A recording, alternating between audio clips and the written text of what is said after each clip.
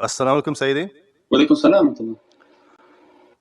Was Prophet ﷺ commanded to read or to recite? They say he was unlettered and there was no book at that time. What does it mean?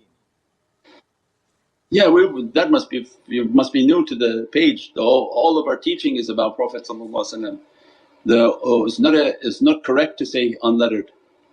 That Prophet has knowledge of beginning and end, that all knowledge is inside of Prophet.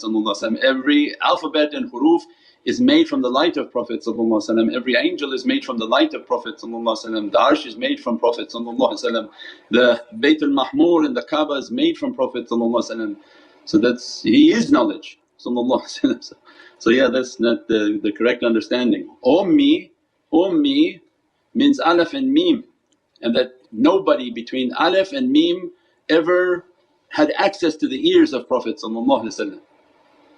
That's what Allah is clarifying by kalim Ummi, is between Alif to my Meem nothing has touched his ears, has not listened to anyone but me, Divinely Presence. And Alam bi-shadid al-quwwa, Allah I think in Surah 53 describes the Nur Ahmad, that he is one whom has been taught by, and Allah describes himself as shadid al-quwwa, that by an immense power. No one else has access to the ears of Prophet. That's what makes the Rasul samina wa ata'na, that there can be nothing in between Allah's speech and the hearing of Prophet.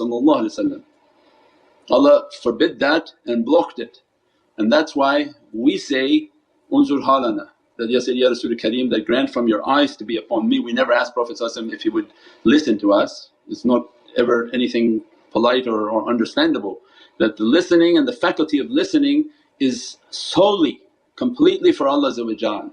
As a result of that perfection, that soul is the only one that talks for Allah and talks on behalf of Allah throughout creation, to the angels, to the Prophets, and throughout all of heavens. And that's why Prophet described, I'm a Rasul before Adam was between clay and water, means my station is of an ancient reality in the world of light, ya Jabar. And Hadith Jabar describes that reality. What was the question? Was Prophet ﷺ commanded to read or to recite? They say he was unlettered and there was no book at that time. What does it mean? Yeah, we have that on the articles of Iqra, that it's a command of tawajjuh, that begin to open up your spiritual vision. That Prophet's vision is to open what he had to open by command of Allah. So these are the powers, and these are 6 powers opening up all these realities. That's why Surah Al-Iqra is 6 verses. Iqra means that this power of tawajjuh begins to flow out through this ocean of power. Bismi Rabbik, and then in the name, and everyone must know the name of their Lord that governs them. Arafa nafsahu, arafa rabbahu. If you know who is your Rabb, then you should be Ismi Rabbik, you should be asking in that name. Khalaqal insana min alaq. These are now the opening of the power of what the other person was asking, of how Allah created 6 powers. The creation opens up with the reality of Iqra. Every time creation is coming into an existence, it's opening with that power. Iqra bismillah alladhi khalaq, khalaqal insana min alaq. Alaq again is what? Ayn, lam, qaf. Allah's ancient ayn knowledges is in the secret of that lam, and that when that lam speaks it's Qur'an. Bismillah alladhi khalaqal insana min alaq, khalaqal insana min alaq. So that he brings in insan by this knowledge. So means the power of creation is given to Prophet. Khalaqal insana min alaq. So that the dunya people say, oh, it's a clinging clot inside the womb, so that Qur'an can show the miracle of dunya. But the reality of eternal reality of Qur'an, that is not relevant to this earth. The eternal reality is in a world of light. Khalaqal insana min alaq.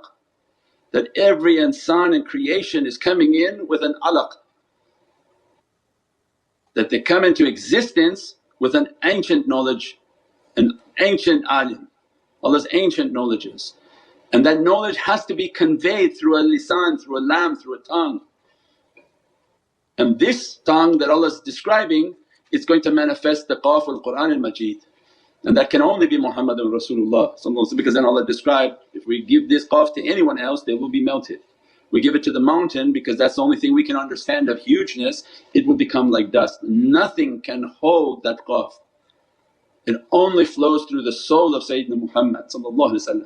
So then every womb that brings an egg, a child, a hatchling or whatever, by means of creation, what's the word called, reproduction and procreation, how creation comes into existence, it's all by a knowledge, and that knowledge is Prophet.